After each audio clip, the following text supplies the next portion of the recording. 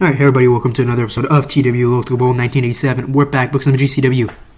And we are here on Monday, November 18th, 1996 for GCW Fuel. On our pre-show, we've got a 3-on-3 tag match. The Southern Outlaws, Outlaw Bradshaw, Outlaw Duncombe, and Outlaw Wyndham get the victory over the Flocks, Cronus, Hammer, and Riggs. The winners of this match will get a Trios Championship opportunity, a 6-man tag title championship opportunity on Saturday Night's Wrestling, facing Lance Storm, Chris Benoit, and Satoshi Kojima. And of course, since it's on Saturday Night's Wrestling, it will not be shown. However, if the title changes hands, I will mention it in the next episode. But 59, Al Snow gets a victory on Buff Bagwell, also on the pre-show, and that's it. We open the show with Steve Austin versus The Rock in a promo. Of course, they're building up to their match at Revolution for the GCW Championship. And it gets a 96. We open the show with a singles match, Alex Wright versus Super Calo, and it ends in 440 with a double disqualification after Eddie Guerrero ran in and attacked both Wright and Super Calo, so this proves that he's not still with the LWO. 58. Afterwards, Eddie Guerrero grabs a mic and he cuts a promo. He is coming for Chris Benoit and the Intercontinental Championship, and this gets a 53. Gene Okerlund is interviewing Chris Candido and Chris Jericho next, and Chris Jericho is super happy because he has managed to steal Diamond Dallas Page's ring, which he has with him during that promo. Next up, we've got a handicap match. Kane takes on Jeff and Matt Hardy, and he gets the victory with a chokeslam when he pinned Jeff Hardy. And Kane carried the match. Kane got a 79, Matt with a 52, Jeff with a 63. Matt and Jeff Hardy are getting almost to the point where I can start booking them like a proper tag team. So, 70. Afterwards, Paul Bearer and Kane cut a promo. And once again, they challenged The Undertaker to a match. But again, no answer. 69. The New Age Outlaws and Triple H, DX, are in the ring cutting a promo, and Johnny Valiant and Showrock come out. And the New Age Outlaws managed to poke fun at Johnny Valiant enough for him to finally lose patience and book the New Age Outlaws against Showrock for the tag titles tonight. And Showrock are not happy about that. 73. Farouk's in action next. He gets a victory over Fit Finlay in 420 with a Dominator. Got a 70.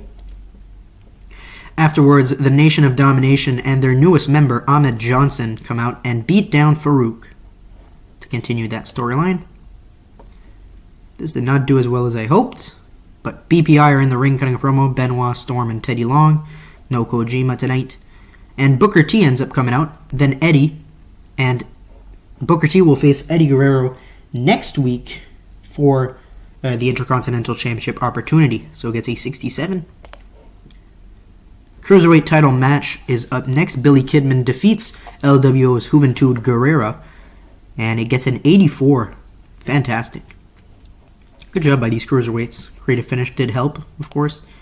Afterwards, this did not do as good as I hoped, but you know what? They're not over, so it makes sense. Too Cool come out and beat down Billy Kidman, and it's going to start a little mini feud between Too Cool and Billy Kidman. Alright, Sting is cutting a promo next, and Brian Pillman comes out. Then The Rock, GCW champion.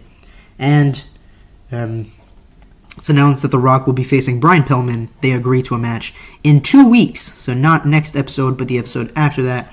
We're going to see The Rock versus Brian Pillman for the GCW championship on Fuel. So it gets a 90. And then our main event for this week, the New Age Outlaws defeat Showrock when Billy Gunn pinned the Big Show with a pile driver. And the New Age Outlaws are once again the GCW Tag Team Champions against an 80. And we end the show with Jesse Ventura firing Johnny Valiant and the Big Show hitting a chokeslam on Valiant to end the show. So Johnny Valiant no longer GCW Commissioner, as we end the show with an 88. Popularity growing still. It's good. That didn't do too bad. But we're not done there. We still got our episode of Rival TV. And this week is Johnny Ace And Shane Douglas, the 10 chair shots that Shane Douglas agreed to, the second condition. See what's going on over here. John Layfield's dating, good for you. D'Lo Brown's turning into a good worker. I agree. He's a good mid-carder. Fuel's doing well. Road Dogg's feeling the effects. Billy Gunn, The Rock. So let's look at our titles. So the Southern Outlaws will be facing Benoit, Storm, and Kojima on Saturday Night's Wrestling. Alright. And 4-time tag team champions. Will they be able to beat the record of Harlem Heat 6-time? I don't know. Right now they are the... So Harlem Heat has the most championship reigns, then it's the Eliminators, then it's the New Age Outlaws. Alright. Stevie Ray and Booker T. This is just longest because it doesn't take into consideration the other ones.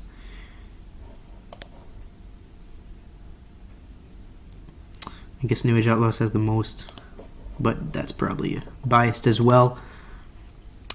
Right, let's see the GCW Championship. So Austin and Sting are tied for the most championship reigns, which means that if Austin beats The Rock at Revolution, Austin will be the man with the most GCW Championship reigns with 5. Alright, so let's get into Rival TV.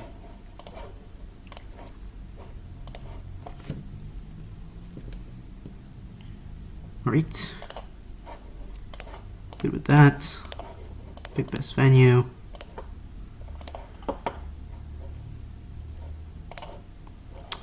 We're good with that. Yeah, sure, no problem. Sorry, no, maybe next time. Alright, so nothing too bad. Alright, let's get into booking the show. So last week, Taz talked to Paul Jones, and Paul Jones announced a 4-way in 3 weeks, which means it's going to be not this week, not the next, but the week after. So Paul Jones is going to announce the other members of the 4-way.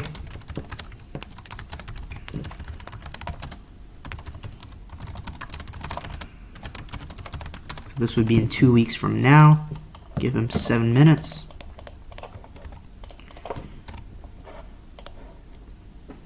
Right, this would be in 2 weeks, if I did the math right. Yes, that's right. Alright, let's book some matches. So, we want a 2 versus 2 versus 2. Let's do the Bald Boys, the Pitbulls, and the Dudleys. And we'll put the Dudleys over. Afterwards, we'll have Taz cut a backstage promo. Or no, let's not do that. Let's do the Coalition first.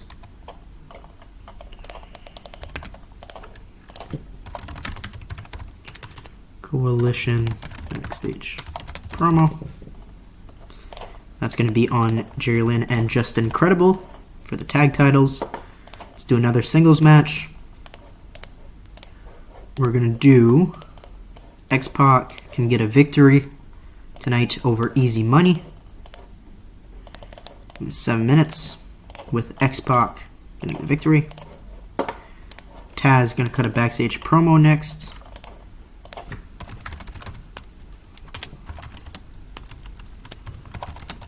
If I can spell backstage correctly.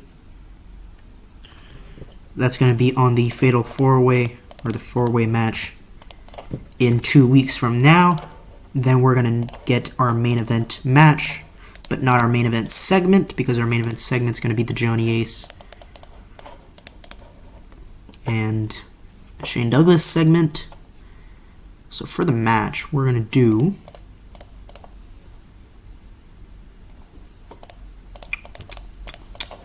who would be a good opponent for Steve Blackman? If I could trade talent with myself, I would put a GCW guy in the main event, which I might do, honestly. I might go to do a talent trade just so I can have him for a few appearances, maybe 5 or so, just so I'd have someone to have a few matches on TV. So, in the meantime, let's do Steve Blackman versus Big Daddy DeMott, with Blackman getting the victory. Doesn't matter that much, because it's not the main event segment. This is. So Johnny Ace gives Douglas 10 chair shots. Give them 12 minutes. And let's run the show. So Paul Jones announces the members of the Fatal 4-Way in 2 weeks. They're going to be Taz, Steven Richards, Psychosis, and Justin Credible. One half of the tag team champions gets an 18. Not great. Dudleys get a victory tonight. Obviously the best tag team in this match. And then the Pitbulls. So it gets a 29. Not great. Coalition cut a backstage promo. It's not that bad. 35 on Justin Credible and Jerry Lynn, who they're going to be facing off against next week for the tag titles. Right? Oh no, not next week. When are they going to be facing them? Is it only on the pay-per-view? It might only be on the pay-per-view. Anyway. X-Pac versus Easy Money. This didn't do too bad. X-Pac gets the victory. Taz cuts a backstage promo. Okay, not terrible. Steve Blackman, obviously 50 for Blackman. He's almost getting to the point where we can bring him up, but we're going to need talent in GCW to have main events, so I might keep Blackman down here a little longer than I really need to. 43.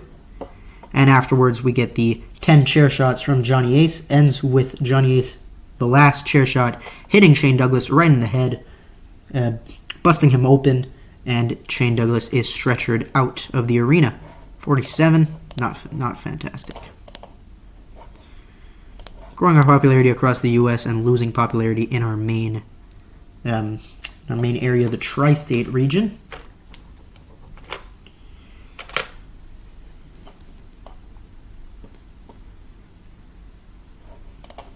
So let's see what's going on here. It's fine. Scott Armstrong's leaving anyway. So who's a guy that we could send to Rival Pro to help them with their matches? Well, Art Bard is leaving, so I might just re-sign him just so he can do matches in Rival Pro, because he's fine. He's a decent talent. I'm gonna offer him $6,900 per month for a year at 10%. 720, that's fine. 15%.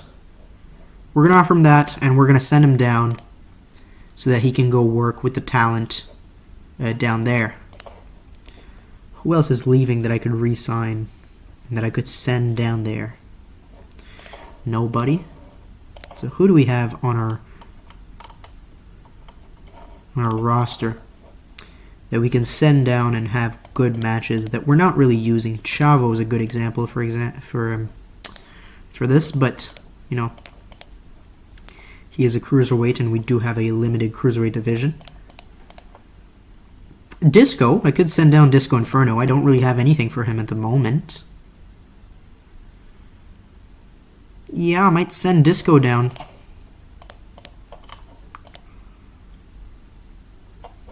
Yeah, I'm going to send down Disco Inferno.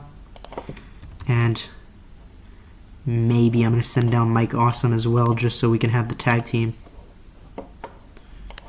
Although I like Mike Awesome, he just lost to Kane, and we're not really doing anything with him right now, so might as well. So accept. Now we've got Mike Awesome and Disco Inferno. They're going to be there for us. They're going to help us out. And that's where I'm going to leave you guys for this episode. Thank you guys for watching. Make sure to like if you like this video. Subscribe if you want more. We'll see you guys in the next one. Goodbye.